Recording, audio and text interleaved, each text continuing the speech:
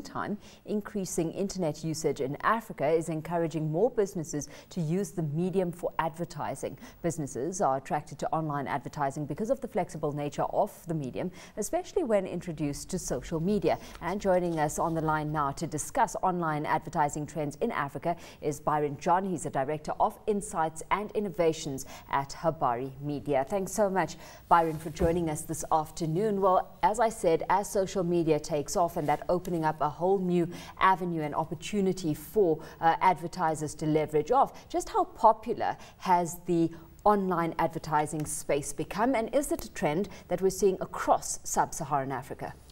Indeed, yeah. I mean, when you look at some of the stats that are coming out in South Africa and across Africa, you'll see that time spent on these sites are increasing month on month, especially in emerging markets like our own.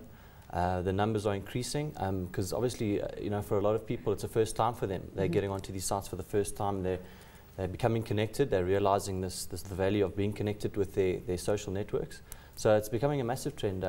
Some stats even show that in terms of the time spent in terms of entertainment, they're spending more time on the social networks than watching TV in some African countries. So definitely picking up in the emerging markets and growing. Yeah.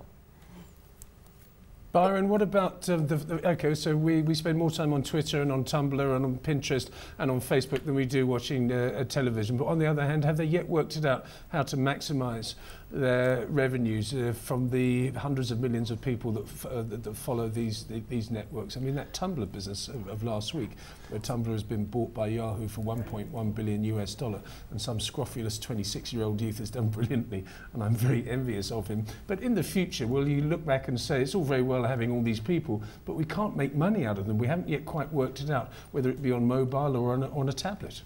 So just to clarify, it's in some markets in Africa, the stats show that you know, in terms of online, they are spending more time in terms of entertainment value online than TV. So it's not all markets. Just before, yeah. But in terms of monetizing, there are a number of sites, especially the big sites, that are able to monetize. Obviously, there's still business models that are emerging, and they're still experimenting with models at the same time. But definitely, in terms of, you know, where the audiences are, they're able to monetize those audiences with display advertising, search, a number of ways that the guys are able to do this, and it's continuously evolving. The game and the space is evolving. So.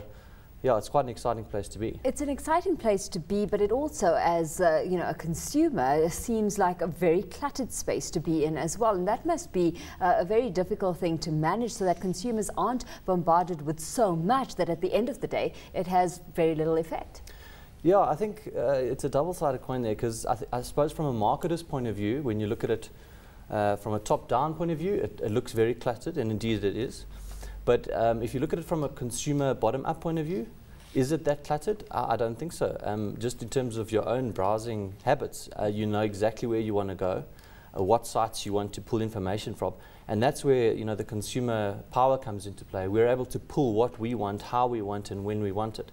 Yes, when you go online, you'll see there's a lot of, it depends where you go, but advertising. But then again, you're still pulling what you want. You get a sense, though, that you know, the advertising is periphery. You say that you're very targeted in terms of where you're directing your attention when you do go online. So, you know, that's something, a challenge, one would assume, that you've got to overcome. From a marketer's point of view, it is a big challenge, because the consumers can go wherever they want to. They have a lot more control than they used to, and that's where the game's changed for a marketer. He now has to understand his audience very well, understand where they're going online, how they're behaving online, and therefore, you know, so it's a little bit more a trickier space to play for a marketer online, but it can be done. Yeah.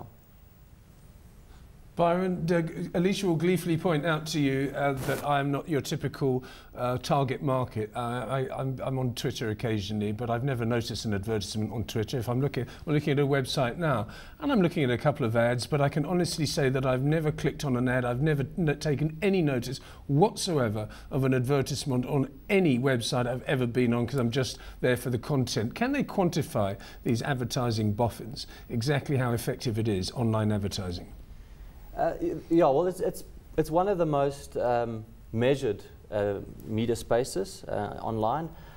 So there are ways of doing it. In fact, in some cases it's so measurable you can track the path to purchase from the moment they get online to the moment they go into the store and actually purchase that item. So in some cases it's extremely measurable.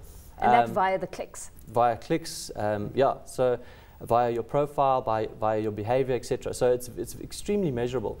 I think just in terms of your comment there, it also has other effects in terms of maximizing reach, maximizing your frequency, refined reach. So, and that's where it comes into combination. It's not an either or in terms of TV as opposed to online, but rather using them together. So you would see a radio or a TV campaign, and then the online helps you to maximize that reach, a refined reach, so you can go online and speak to them again. So it's not necessarily that it's only the clicks that are measured, but it's more around having a ubiquitous brand presence, because we know that people are online all day, every day, whether it's in their pocket or it's in front of a PC screen. So it's very much helps to play in that space as well. So at Habari, you educate on best practice techniques to actually meet business practice. I mean, what would be the top tip that you give business when venturing down this path? Sure, the top tip, I think it's just to keep it simple and to go to the basics, which is that the brand is a personality and it's a relationship.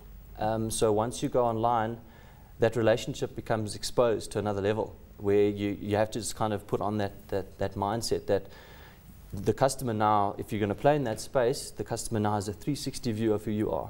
Mm-hmm. It's not just coming down from a top-down point of view, TV, radio, or print. Now they get online and they can really investigate who you are, whether they're in the store ready to buy your product or whether they're at work or at home. And you've just got to start shedding those layers and start really having an authenticity about yourself as a brand, which is a great opportunity as well. Byron, it's a very innovative and constantly changing medium, online advertising.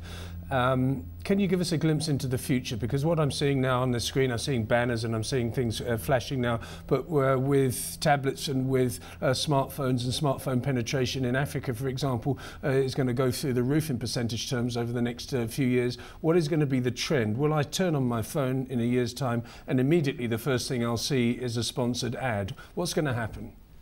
Sure, hard to predict, but I think in terms of what we're seeing, because like you say, it's constantly changing, so you never know what's coming. But I think the big things at the moment is devices, as you say. Mm-hmm. We never know what's going to happen in 6 months' time in terms of the device. That being said, I think the screen will play a massive role. I think screens are going to be also ubiquitous, so it's not going to be just about the laptop screen or the mobile screen. It could be a screen anywhere, and you just go on and pull the information where you like and how you like. I also think that in terms of sensors, it'll be able to sense who you are, where you are, and give you information at that point in time, which is quite a scary thought as well. I know, I was just going to say that seems... yeah, and I think that the last thing I think in terms of a big trend will be the data. And how marketers and consumers are able to use data how and when they like.